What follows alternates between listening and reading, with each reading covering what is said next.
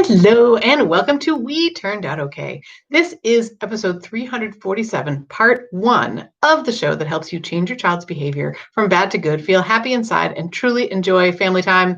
That is our that's our sort of retired for the pandemic motto.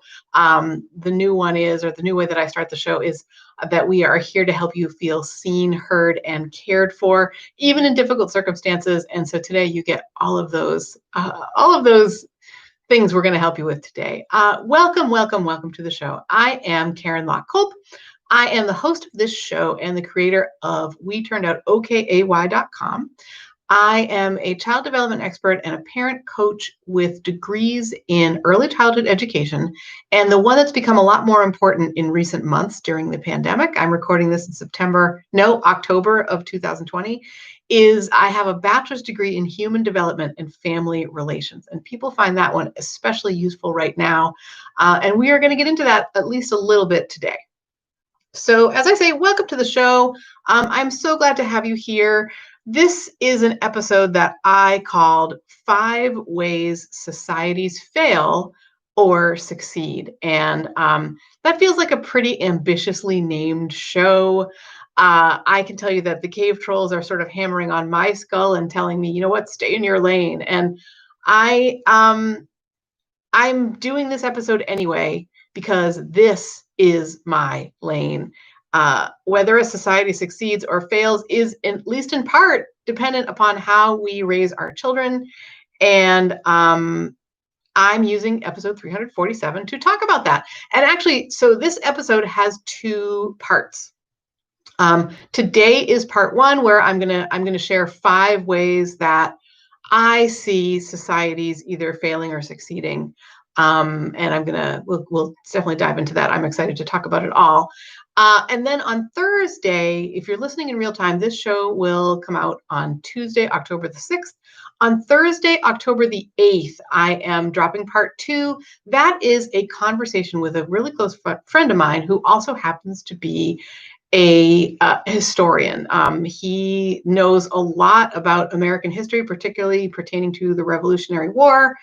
And he actually runs a print shop, a printing office, using all kinds of cool printing equipment from the time of the Revolution.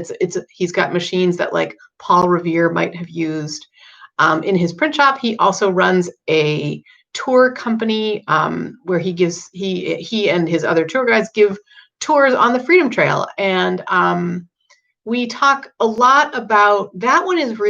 This conversation is going to be about reframing history and the dangers of reframing history, and how a reframing of history is being sort of pushed right now by the current American administration, who want something called patriotic learning instituted. And I just want to say right now that patriotic learning is not actual history, it's revisionist history. And that's really what my guest and I we'll get into it a lot more on Thursday. But I've got those cave trolls hammering on my skull, stay in your lane, stay in your lane. Here's the thing.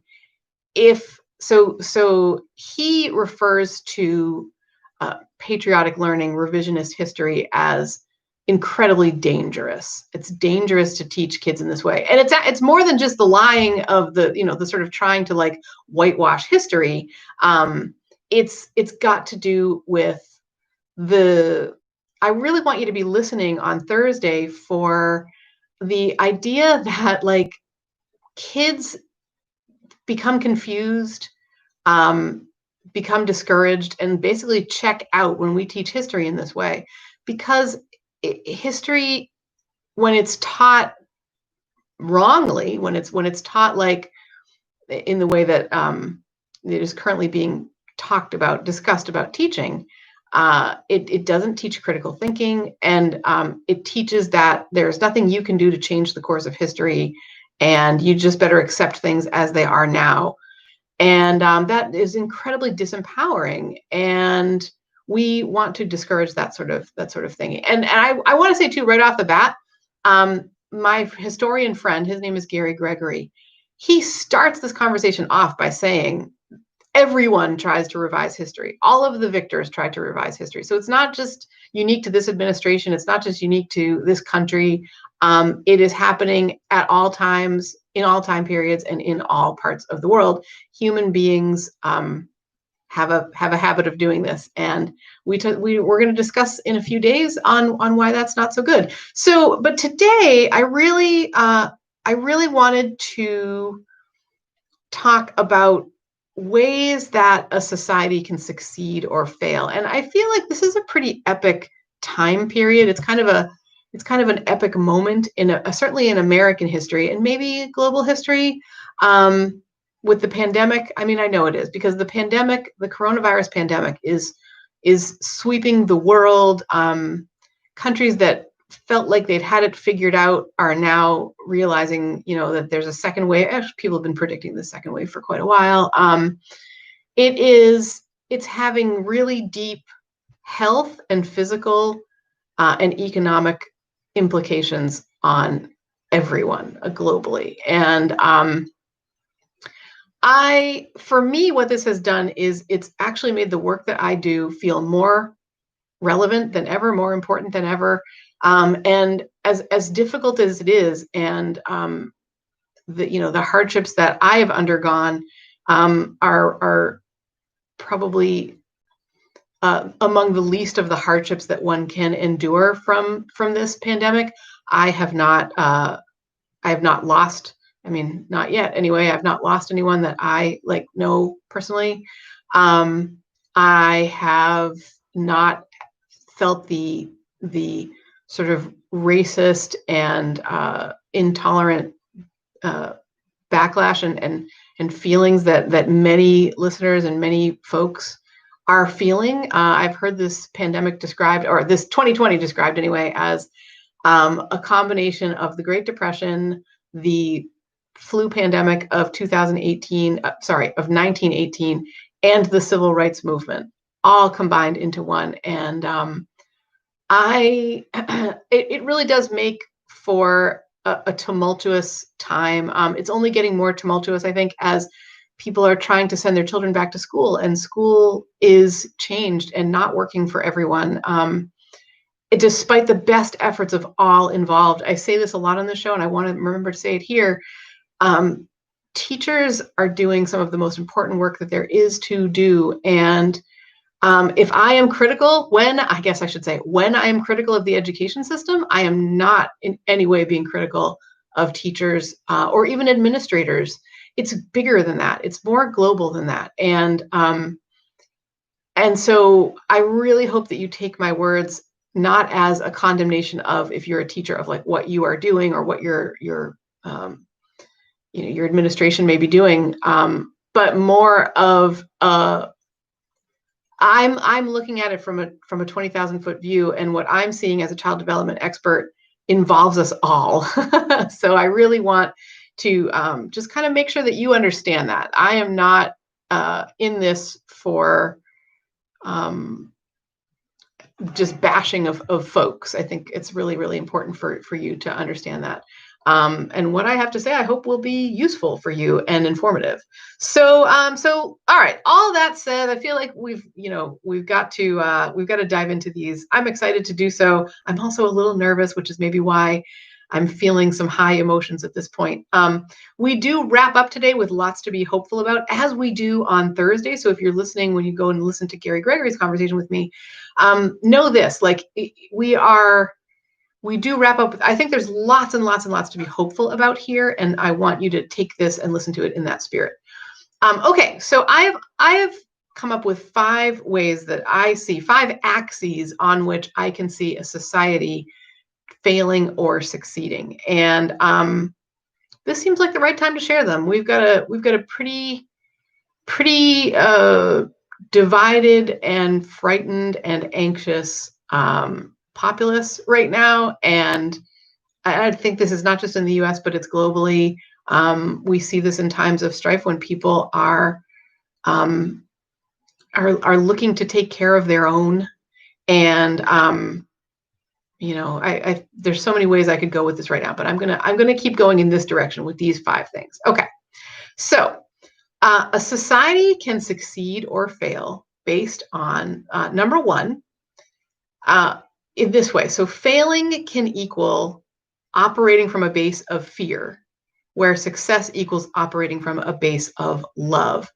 And I first really learned about this concept of you've only got two places to operate from, love or fear, when I had the honor to be invited into Mariela Ortiz's Mommy Matters Summit in the in the summer of 2020, whatever year we're in here. And I'm going to try and I'm looking for a pencil right now so that I can make sure that I write down the links and get them in here for you. Thank you for bearing with me while I grab a pencil and while I grab something to write on. I have chosen a piece of newspaper, so we'll see how this goes. Okay. I just want to write Mariela Ortiz. She came onto my show as a guest around that same time. And she had a lot of wonderful things to say. And one of them was about the idea of operating from, you can only operate from one of two places, either fear or love. And depending on which one of those you are operating from, good things will happen or potentially negative things will happen. And I really like the idea.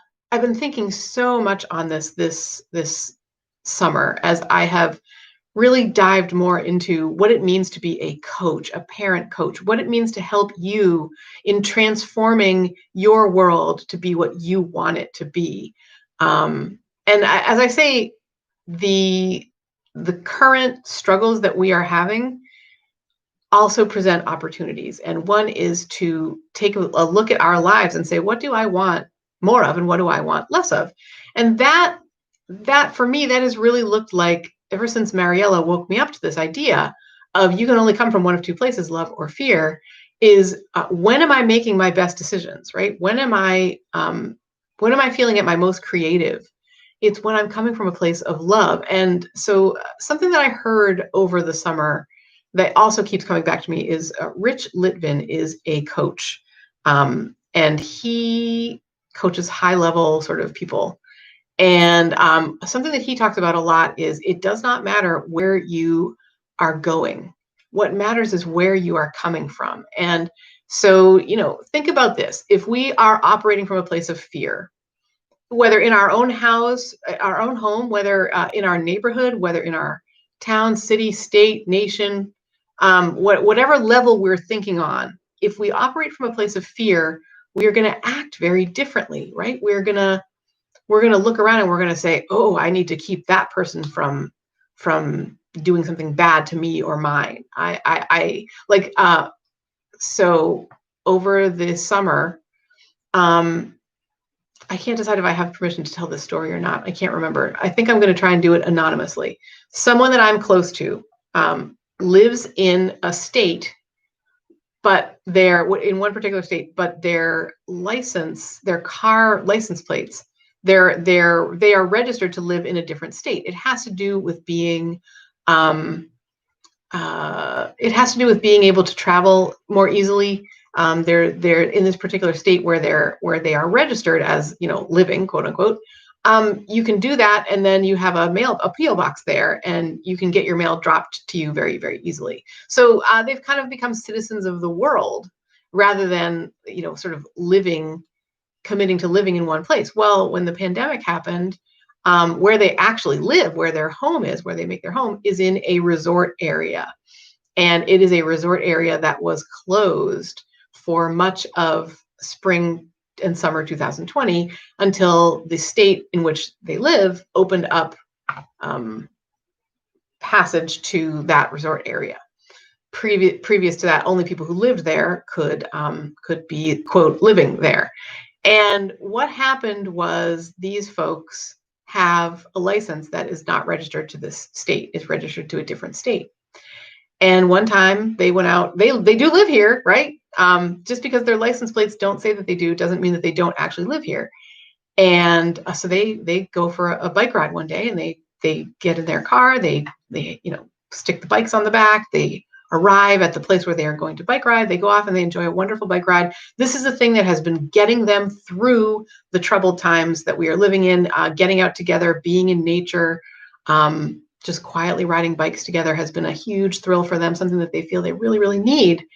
And they get back to their car, and some stranger decided that they were foreigners, as in from away from this place where, from this particular resort area, because of their license plates, and took a piece of cardboard and drew a great big coronavirus germ on it and the words "Go home." And when I found that out, I just about lost my mind, because it just made me feel so angry. Clearly, that person was coming from a place of fear, and I don't know what they were fearful of. That like the inhabitants of this car from this other state were somehow going to infect them with coronavirus is I think what they were probably afraid of. But think of all the bad will and bad energy that they put into the world. And I mean, it still reverberates today. These people, whenever they go to the grocery store or to go ride bikes or to go literally anywhere, they've got to worry about somebody operating from a place of fear and accusing them of being awful people who come from away and bring the coronavirus. I mean, it's so incredibly upsetting. That is one very good example of what it looks like to come from fear and the consequences that can have. If we operate from a base of love, so I've been thinking about the way I would describe this. I am a person who wears a mask when I am out in the world. When there is any chance that I'm going to be within 6 feet of somebody else, I put on my mask, right? So this, for me, what this looks like is if I'm walking or my husband and I really love to there's a walk nearby.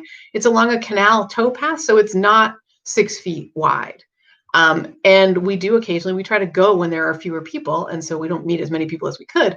But we always make sure that our masks are at hand so we can put our masks on when someone is coming. Now, this is regardless of whether the oncoming person puts on their mask. And I have seen people on this towpath get into arguments, get into fights, yell at people, be snarky if someone is or is not wearing a mask. I mean, it's really, this is a very politically divisive issue in our country right now, which I do find very frustrating because no one knows what it's okay to do. So we're all sort of left to make our own decisions. And my decision is to wear my mask to protect others, right? But if someone else comes along and they do not have their mask on, I am operating from a place of love. And what that means is I do my darndest to make that person feel greeted and welcomed and seen as much as I can. I mean, if you're walking by somebody, what I can do is I can use my whole face to smile so that they can see my smile above my mask, and I can say a cheerful good morning, and I can be operating not from a judgmental space of why don't you have your mask on, but instead from a positive place of I'm protecting you. We are both in this beautiful space. It's awesome. Let's continue with our day. And I can see. I mean, I've heard from many of you, right? I've heard from people that I've even had on the show. So Shannon Connery is one. I'm going to link to her episode as well. She talks on her podcast an awful lot about how her father is elderly and also very ill. And so it really matters to her when somebody else isn't wearing a mask because they're not protecting Shannon, who might then go back to her father and get him sick. And so it's been harder for her, and she's found it really difficult in the pandemic to come from a place of love. And we all have to find our way with this. I'm not saying that you need to sort of go around hugging everybody or intervening in everybody's lives. Coming from a place of love is just a mindset. Your whole body language changes based on whether you're coming from fear or love. And so do your best is what I'm asking. And I know it's a big ask. I really do. There are some days where I can barely do it. There are some days where I have been less proud of my own behavior. But as much as possible, I'm asking you and I'm asking myself to come from a place of love and try to have compassion for people and try to think on try to have some understanding where others are concerned. So that is, a society can fail if we operate from a base of fear, and a society can succeed if we operate from a base of love. So that's number one. Number two is failing equals rejecting change and diversity, and success equals accepting both of these key qualities. So things are always, always, always, always changing.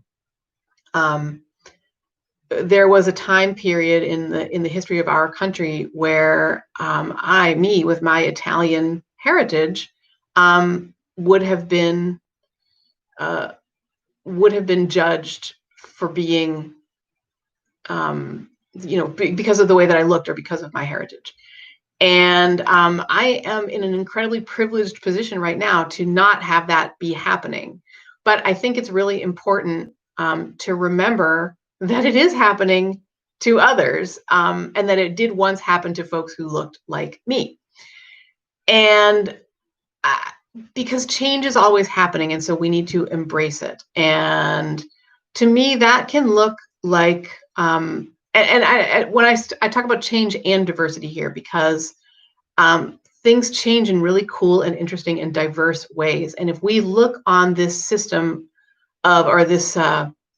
I guess it's not a system of change, but if we look on this evolution as a positive thing, if we embrace it, if we come with that from love, we won't be fearful that these changes are going to cause us to lose something, or that someone else will have an advantage that we used to have, or something like that. Instead, embracing change, embracing diversity means that we all get to rise together. And I think that's a really just an important idea. A society will succeed if that society can say, all right, we are forging connections and we are working together, because that's how we will all have better lives. And I think that can be done in a capitalist society very, very well. And I think it means paying attention to everyone's needs, and making sure that we are coming from a place of love, that we're approaching our policies, whether they are our home rules here in our homes, or whether they are like the bylaws that get passed in a town, or whether they are,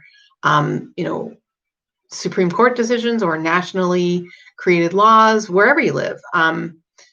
We need to be coming at this with an embracing of things are going to change, and that's not just okay, it's good. And our environment is going to become more diverse, and that is cool and good. And it's how we all move forward together. So that's number two. Number three is failing equals ignoring or looking past what is right in front of us. And success equals really acknowledging what's right in front of us, no matter how difficult or upsetting that information is. And I am going to hold up, for anybody watching on YouTube, I'm going to hold up one of my favorite books ever. It is called Visual Intelligence. It's by Amy Herman. This book is my Bible. I have marked up so many pages and written in so many pages in this book. It's not even funny. And I return to it in times of struggle, because it is, it's just a guidepost for me. Amy Herman is a teacher she teaches first responders, FBI agents, people who have their lives on the line and are out saving others' lives.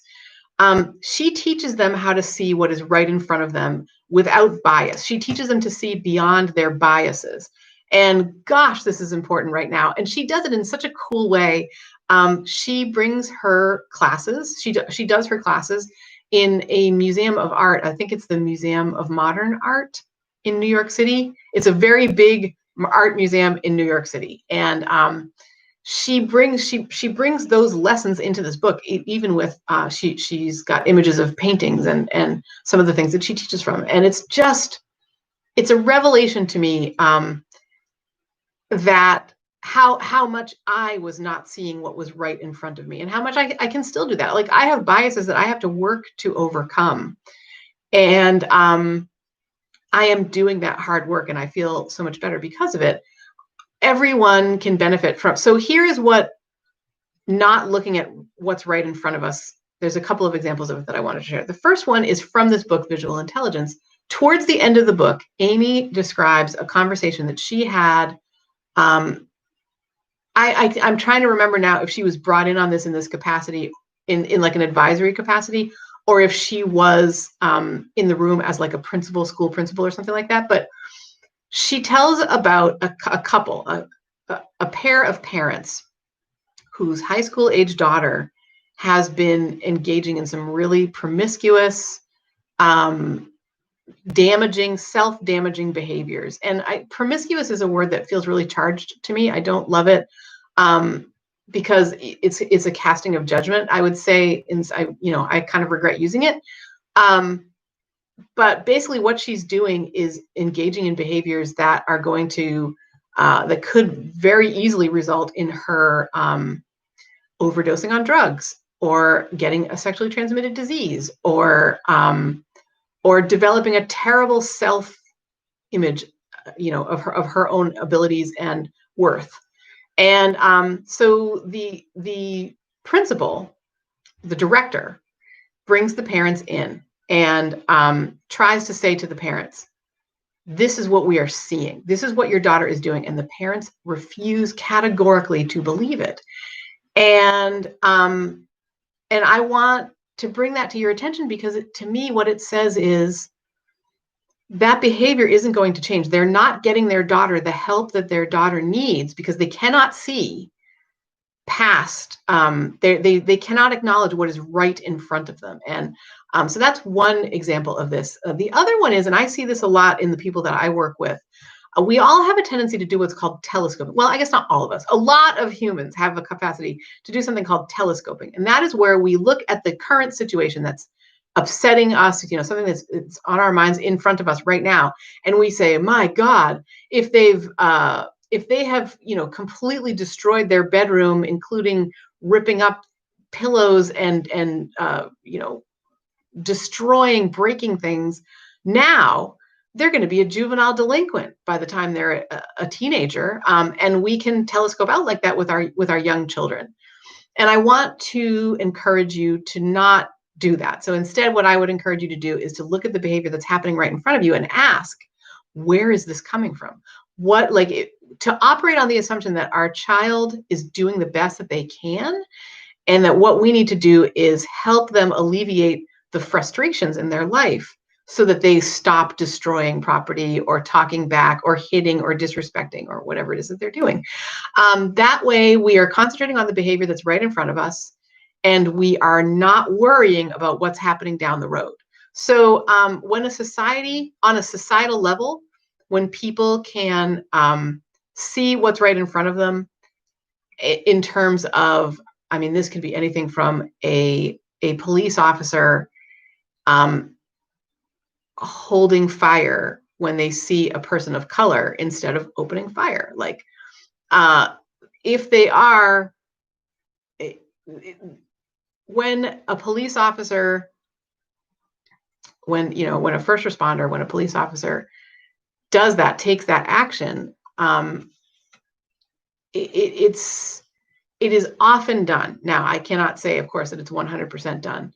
Because I don't have statistics in front of me, I can't even say how frequently this happens.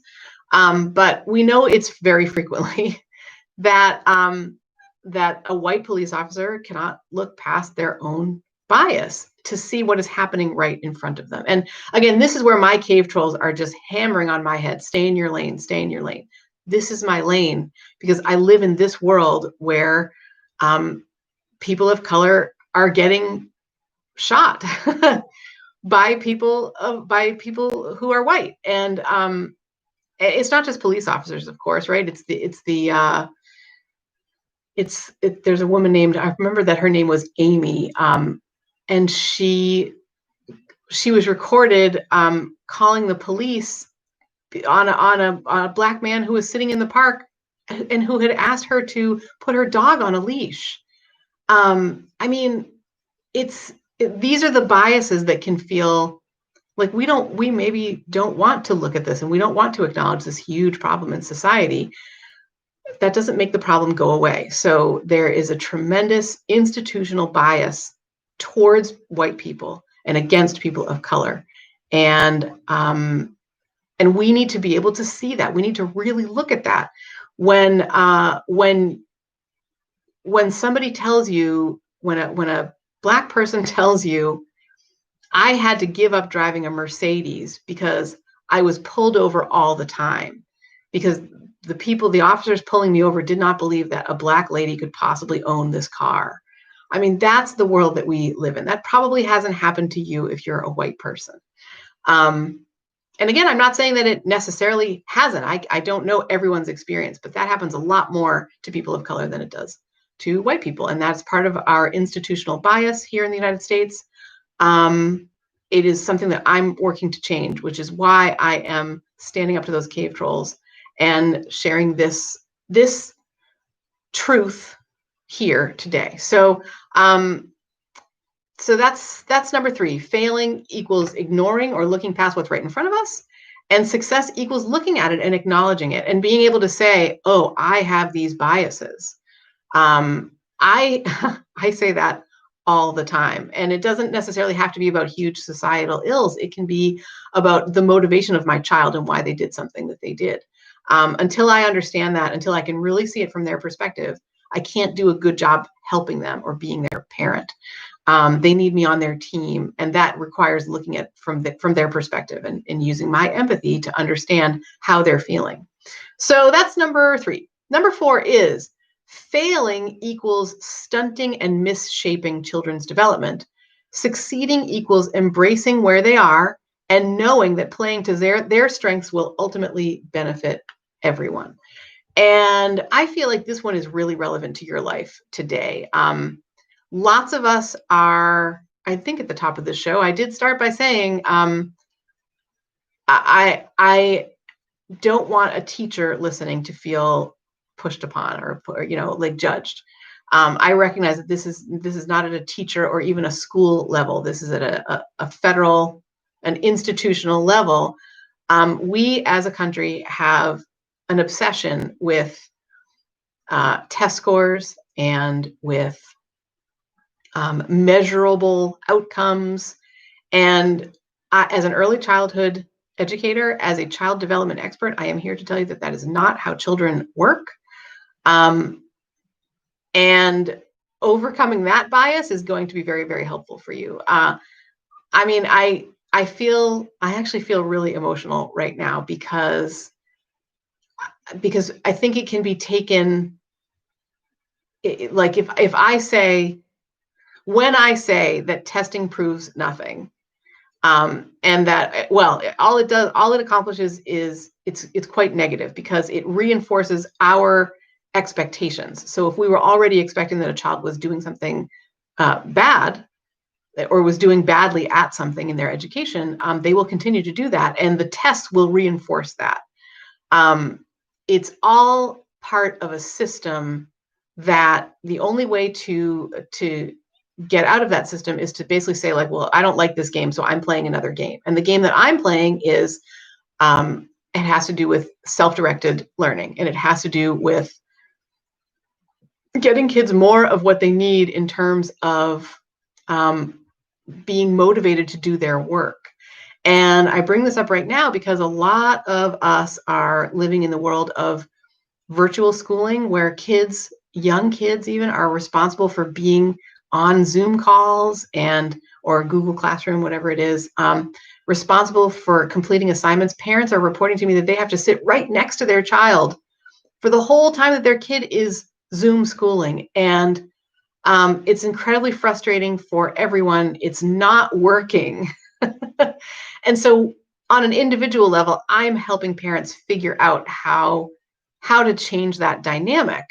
And a part of it is realizing that requiring all of that is going to stunt and misshape our children's personalities and behaviors. So we do start to see kids who previously, for example, had been perfectly happy to FaceTime with relatives or friends or whatever. Now that they're being required to be on screen and looking like they're paying attention, they don't want to have those connections with grandparents or cousins or friends that don't live with them because they don't want to be on a freaking screen. I see this in myself. I feel this in myself. How much harder is it for a small child to process all of that and keep going? I've talked about this a lot in the last couple of weeks. I've heard of kids getting in trouble, actual real children getting in trouble for looking like they're not paying attention, which is sometimes when we don't look like we're paying attention, that is when we are paying the most attention. One of my favorite authors is named Louise Penny. She writes these wonderful books called, they're about Chief Inspector Gamache of the Sûreté du Québec, which I'm saying that totally badly, but they take place in Quebec, the province of Quebec in Canada, and Chief Inspector Gamache is totally awesome. And his creator, Louise Penny, was a journalist until she started writing, and she writes, her books are amazing, amazing, amazing, amazing. And she has said, doing absolutely nothing and the creative process look exactly the same. And I just want you to hang on to that. Kids don't always look like they're learning when the learning is sparking. And so if we are requiring them to look like they're learning, and we're requiring them to sort of sit still when what their body is telling them to do is move, when we're requiring them to learn how to read when their body and mind are not ready for that yet, it's very, very dangerous. So succeeding equals embracing where kids are and knowing that playing to their strengths is going to ultimately benefit everyone. And it's not about worksheets and regimented stuff and measurable scores. Okay. It's about collaboration, communication, connection. It's about sparking their curiosity, embracing their strengths, and knowing that those strengths are what's ultimately going to get them where they want to be. I have a success story to share in my own family where, and I'm not saying that everybody needs to homeschool, so please don't take this that way. But in my own family, we had a child, my oldest, his name's Max, who really struggled in his early elementary years. And when I say really struggled, I mean like he became ill. He had night terrors every night of the school year, most every night. He lost 20% of his body weight as a 6-year-old kid. You're not supposed to be losing weight when you're 6 years old. He was diagnosed with migraine when he was 6 years old. He was incredibly ill. What was worse for us was that he really lost his personality. He wasn't himself anymore. He stopped smiling. He stopped asking questions.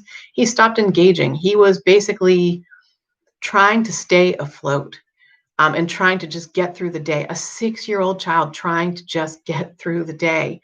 And we were able to change that situation for him. We were able to do it by homeschooling. There are lots of other ways to do it. I want you to take heart. You do not have to homeschool your child in order to have this in order to have positive learning and positive things happen. It does require a mindset shift, though. And the mindset shift is, let's play to this kid's strengths. And so Max came home and he enjoyed his at-home time, and he really grew socially, emotionally, intellectually. He was very, very happy and engaged in his life. And then when he was, I believe, 15 or 16, I can't remember which, he started taking a class in Euclidean geometry. And Euclidean geometry is really interesting because it is a description of the universe that doesn't require a knowledge of arithmetic. And so he used to run screaming from arithmetic, from math. He, in fact, believed himself to be bad at math because that is a remark that was made on one of his report cards once. And I'm having a really hard time keeping the anger and frustration out of my voice. And I want you to know, first of all, that it's not directed at you. I want you to think of me not with my finger in your face, but sitting with you and maybe with my arm around you, if that is comfortable. Of course, in coronavirus times, we got to be separated. But I am here with you in a very positive way. And my anger and frustration is based in what I saw done to my own child and what I hear about happening to so many of your children. And there's a real urgency in my voice because I want this to stop happening. So that's really the frustration and the angry sound that you might hear. That's where it's coming from.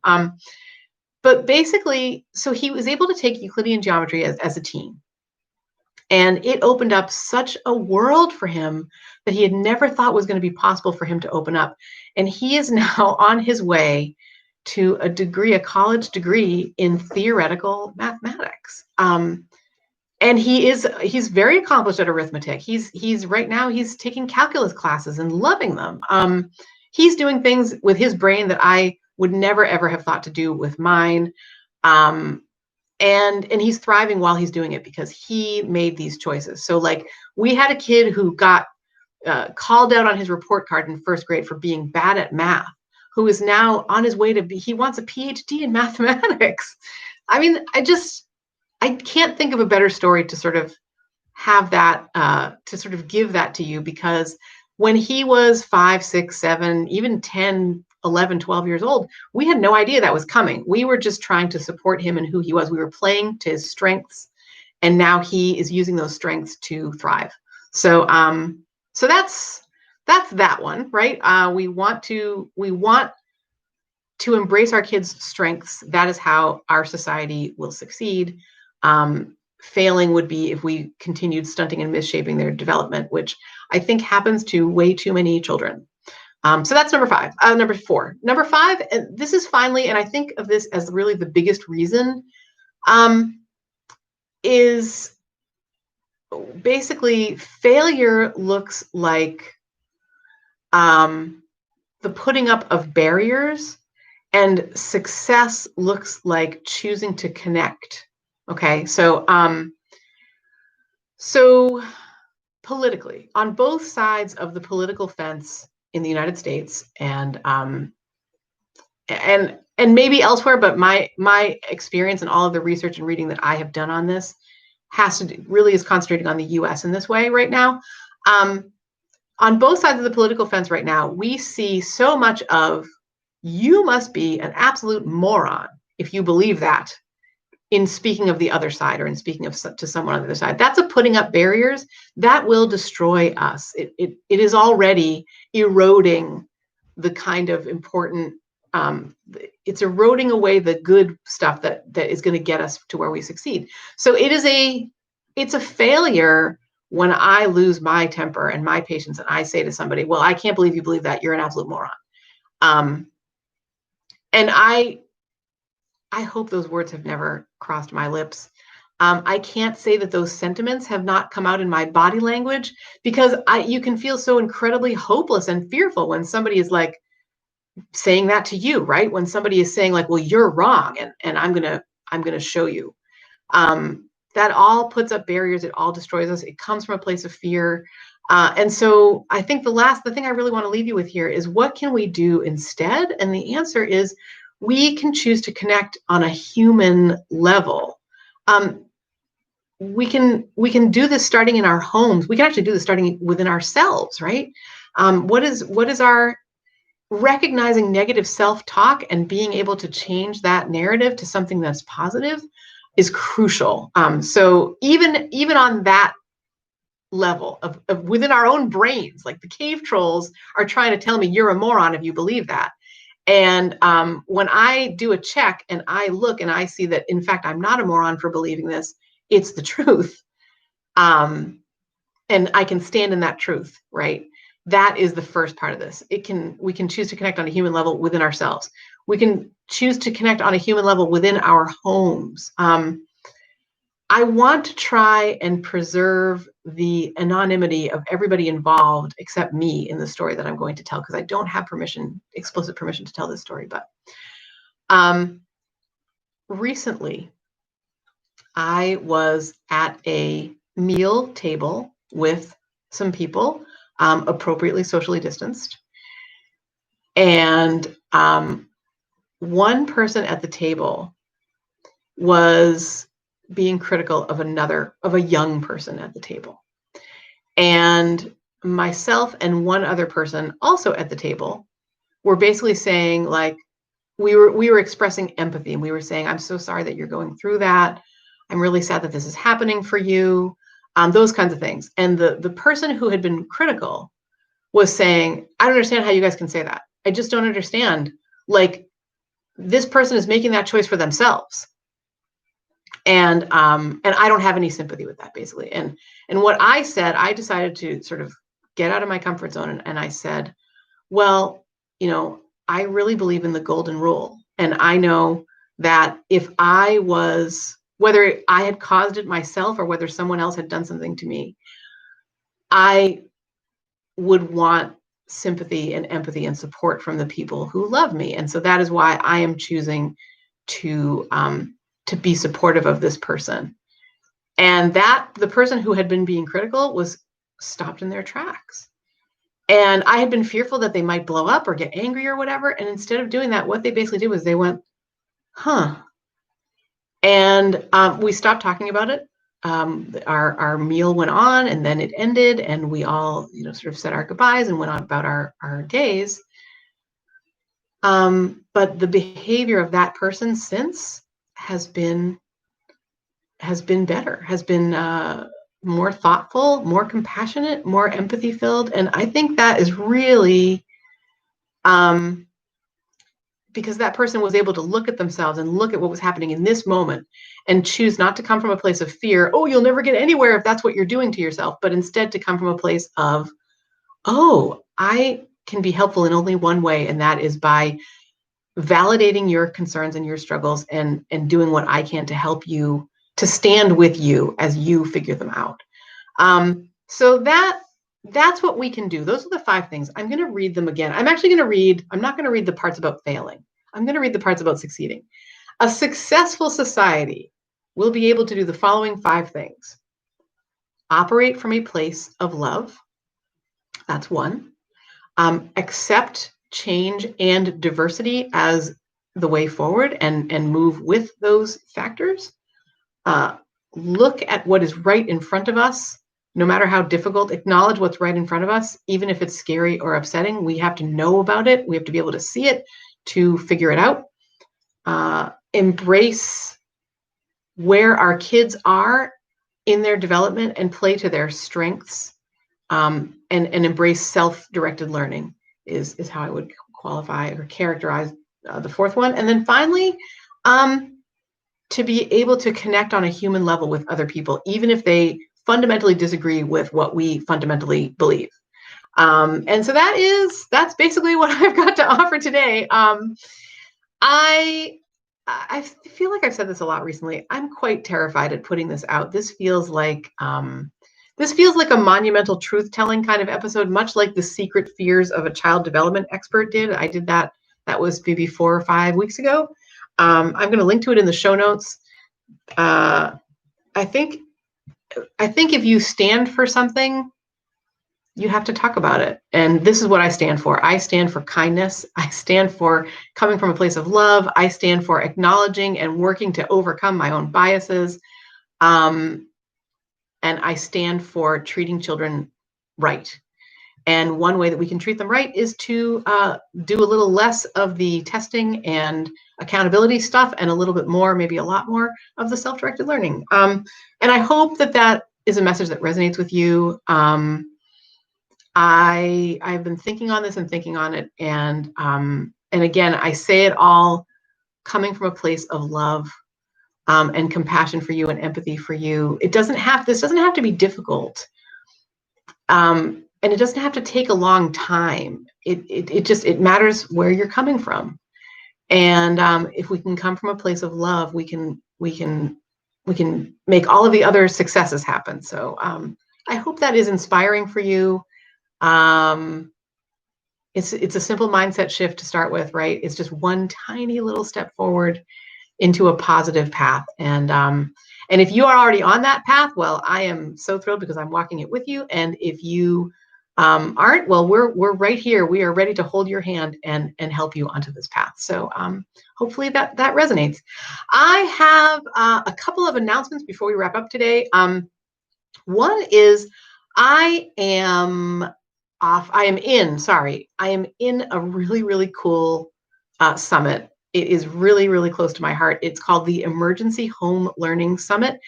My talk is going to be this coming Thursday, if you're listening in real time, Thursday, October the 8th. But the cool thing about this summit is that it goes on for 2 months. And within those 2 months, there will be my talk, which you'll be able to see. I think you have access to that for 2 weeks after if you choose the free option, you have access to that for 2 weeks after it's after it was live, because it's relatively early in the summit and they want to give everybody who's finding out about it a chance to come on board and listen to these earlier talks. So as we get later into the conference, the talks they'll be available, I think, for like 5 days. But anyway, this one's available for 2 weeks. And the other cool thing is I've been able to curate some stuff.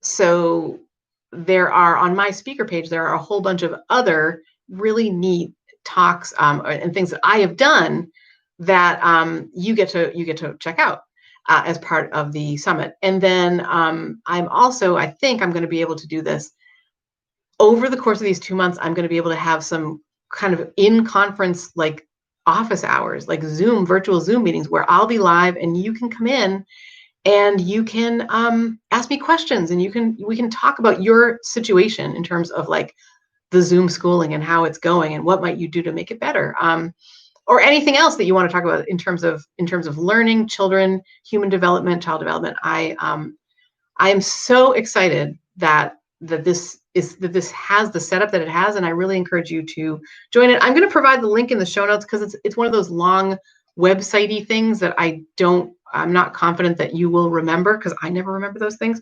So I'm going to link to my speaker page of the Emergency Home Learning Summit.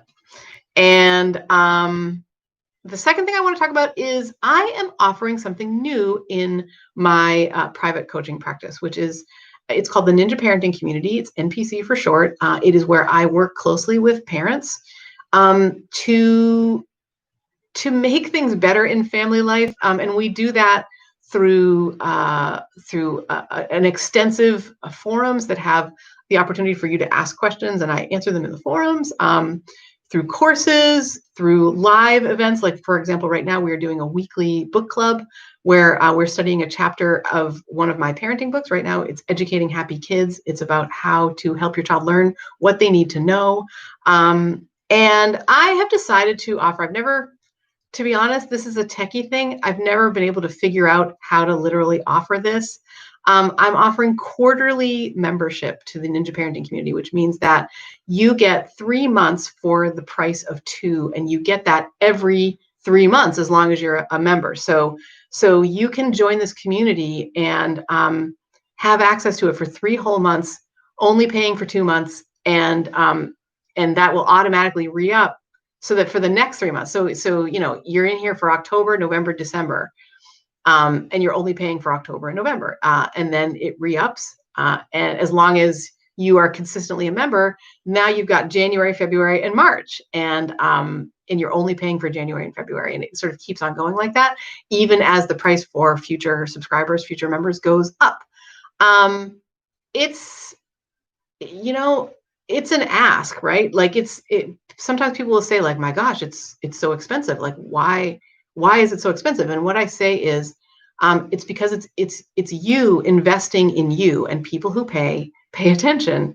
And I want that for you. I want you to pay attention.